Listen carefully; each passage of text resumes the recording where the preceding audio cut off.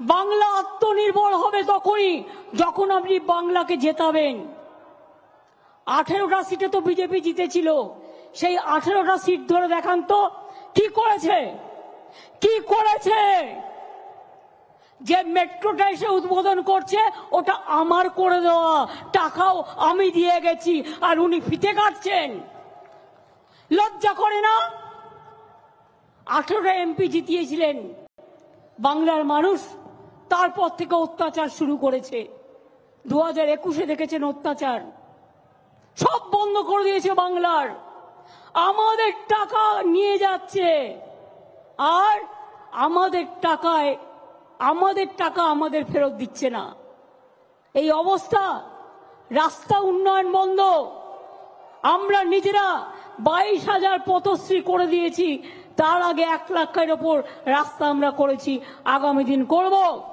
গঙ্গাসাগর সেতু আমরাই করব, ঘাটাল মাস্টার প্ল্যান আমরাই করব, কপালেশ্বরী কেলেঘাই থেকে শুরু করে যত প্রজেক্ট আছে আমরা করব।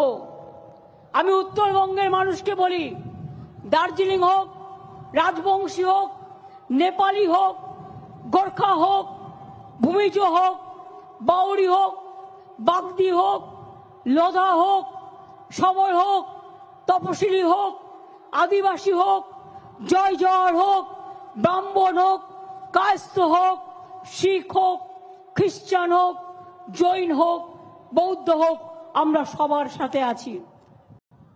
हम पहाड़ का साथ में है, हम राजवंशी का साथ में भी है।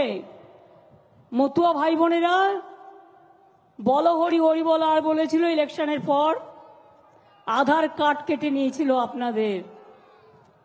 তারপরে আমি গর্জে উঠলাম, আমার গর্জন শুনে থমকে গেল।